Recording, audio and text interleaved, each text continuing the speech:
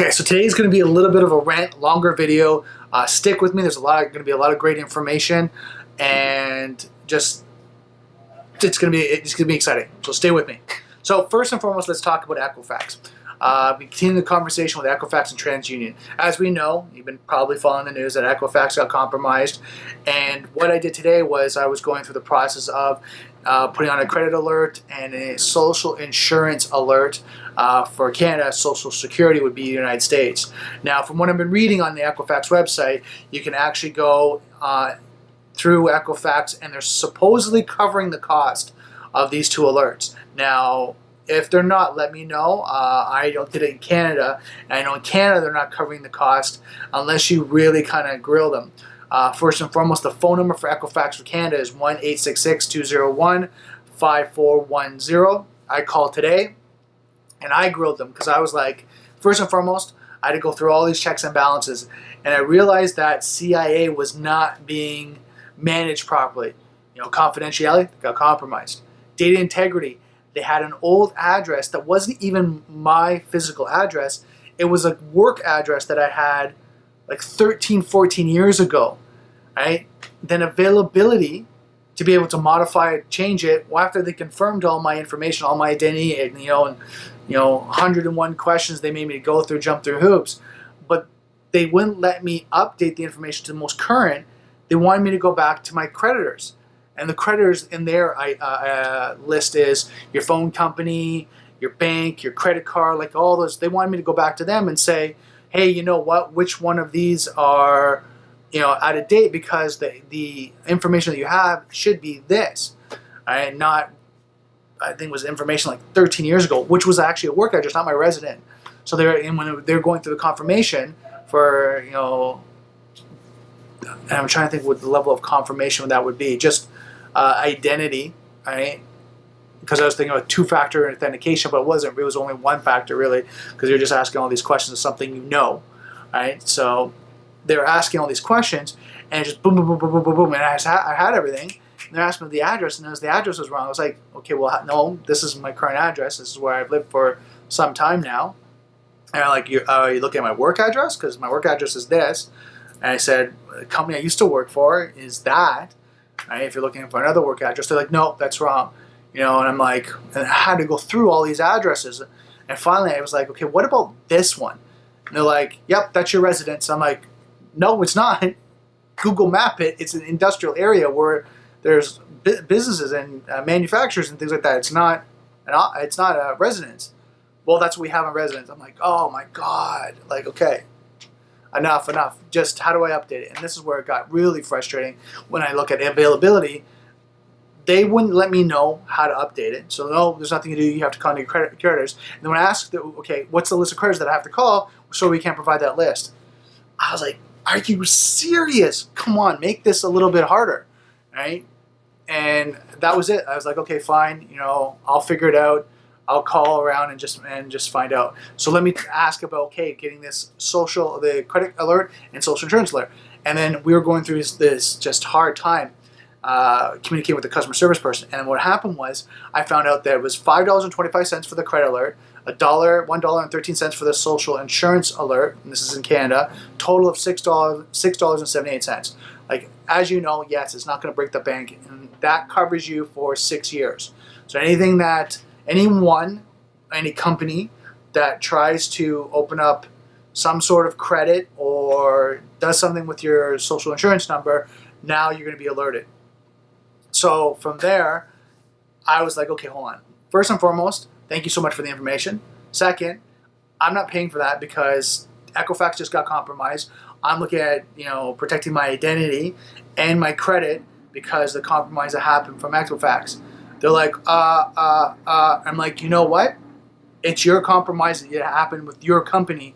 You guys should be helping Canadians and Americans stay protected while you figure out what the breach is and how to protect us. Okay. What I'll do is, we'll waive the fee. And I recommend when you call in, because you should be doing this, when you call in, you do the same thing. You tell them that you're not going to pay it because you want to be covered for this alert. You want to make sure you're protected because they got compromised. Wasn't me. I gave them information, or they had my information from all these different sources, and now they let it go. They let it get out there and into the web. Right? Someone got in, a hacker got in and took all this information. Now, to what extent, we do not know. Like, yes, they said 143 million records in the United States, but they're not saying anything about Canada. They're saying, oh, yeah, they're protected. It was a different area. Really? Really, was it in a different database? Was it in a different area? Was it encrypted? And for some reason, the American wasn't encrypted. Kind of makes me think their data management process wasn't what they're letting on to be. So we have to do our due diligence and protect ourselves. And here's something, and I say this at the end of every video. Software is hackable, being connected is vulnerable. The more you put yourself out there, the more layers of security you need to do for yourself. Don't trust these companies. I mean, we're talking about like Sony hack, Ashley Madison, Target. I'm trying to think of all the other ones. Home Depot. Like, the list goes on and on. I'm just naming the ones that I can just think of at the top of my head. I know I was briefly skimming LinkedIn today, and there was another hack that was going on that I wanted to read about before I mention it. But it's just, if you just look at companies that have been compromised every month, you're going to see more and more. So you can tell companies are doing their best to try to protect us within their realm, but it's up to us to do our due diligence, to put that second and third layer of security, our iron information, to make sure we stay secure. Because what happens is they get compromised, it's like, oh, too bad, like, sorry, there's nothing we can do. Now you have to do your due diligence after the fact. Say you don't do the security alert, say you don't do the credit alert, the social insurance alert, right? So you don't do that, and also your identity gets compromised. Now you have to go through your companies, your service providers, your banks, you go through the police and have a report, like, do all that. Why not be proactive now and have the alerts set up so that you have a level of security, so when someone tries to compromise your identity or your credit, you can kind of stop it right there. And I know for me, if I get that call, first thing I'm going to ask is, what's the location? What are they trying to request credit for? Or what are they trying to use my social insurance number for? And third, get their picture. Get their picture, their information. I want that captured. I want all that information collected, so when I log a report with the police, they have all this evidence.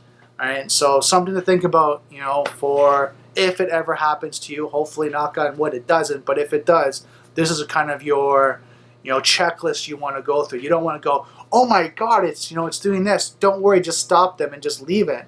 No, you want to make sure they get caught, right? You want to make sure you have enough evidence. Right? And this is kind of like forensic evidence and collecting of data and information. So just kind of putting that out there. So I went through this process, and then I got that covered. And then all of a sudden, when I was finished the call, just about finished, they go, oh, by the way, call TransUnion and do the same thing. I'm like, oh my God, this is ridiculous. I just spent 45 minutes with you. Now I have to try to go on with TransUnion and do the same thing, which TransUnion number is 1-800-663-9980. That's the one I have. With that one, it's an automated system. You got to confirm all this information, and I found out that my address was wrong in Equifax, so now I just had to confirm which address they had for TransUnion, and that was just a mess. And it's all automated. It's not a person. And if you want to talk to a person, you have to go to TransUnion, take out their form, print it out, fill it all out, and then mail it in to their P.O. box, which I didn't get how long it could be, but as we know, when systems like this, it could be three days, 7 days, a couple weeks, you don't know. And it doesn't mean you're going to be able to talk to someone. And that's a $5 fee if you want to get an alert on your credit for TransUnion. Blah, right? So crazy, crazy stuff. So this is why I want you to stay protected. This is why I want you to do your due diligence, right, and do these things now, so that you do a little bit of this hard work up front, and then protect yourself for the long run, that, for the next 6 years, if anything does happen, you get an alert, you get a notification.